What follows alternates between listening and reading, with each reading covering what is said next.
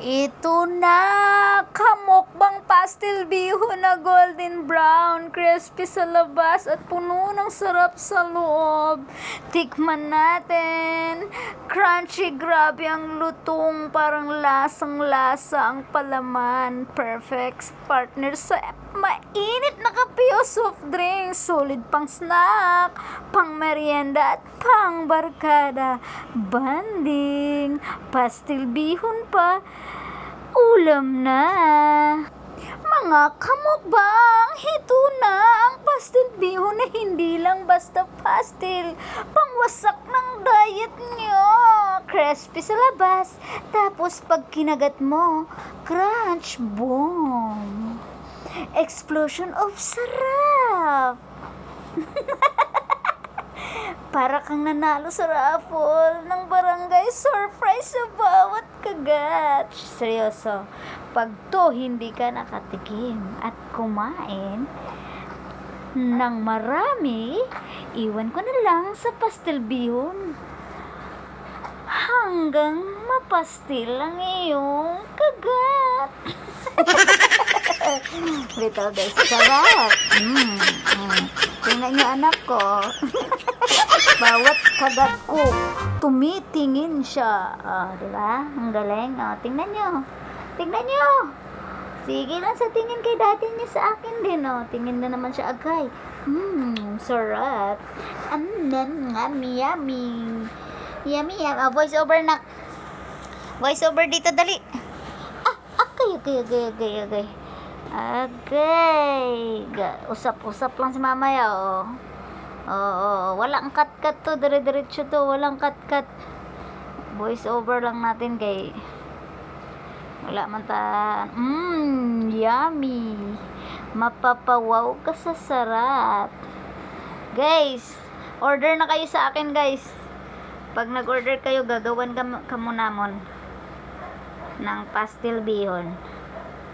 Ang sarap, may ano pa, rabusaw. Partner mo sa rabusaw, masarap. Kainan na.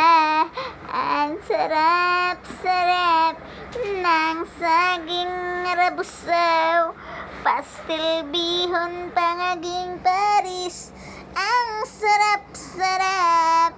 Solve na ang imong pang merienda.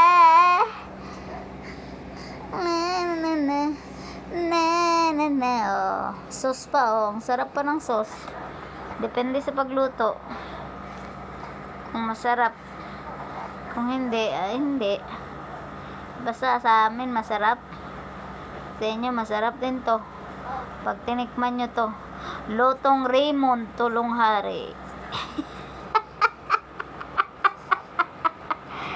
Yung luto ni Raymond Tulonghari ay gikan sa Zamboanga del Norte. Pinakamasarap sa lahat ng pastel bihon. Ang pastel bihon na ito ay sobrang sarap.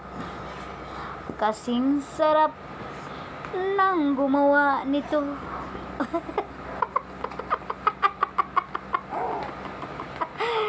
Wala, klaro nga voice over na. Pampatawa lang bitaw to, hindi to voice over, guys. Ang hindi matawa, mabilaukan unta. Mabilaukan. Ang hindi mag-like and follow and share ito ay mabilaukan unta. Grabe nga voice over to. 5 minutes kasi to, guys, kay wala na akong mahimo na voice over ba. Amo na lang na ako ni hambal tanaw-tanaw pa na siya, murag korek. Pagkita-kita. Kita-kita niya rabusaw. Narabusaw ko, no. Nangayo mo ni. Nangayo mo na isaw. Akala niya sa kanya yung rabusaw. Sarap. Sarap daw. Sabi niya, wala man lang kung kikapakain nila, Tingin-tingin talaga siya sa rabusaw. Grabe nga bata ni. Bye-bye guys! Thanks for watching!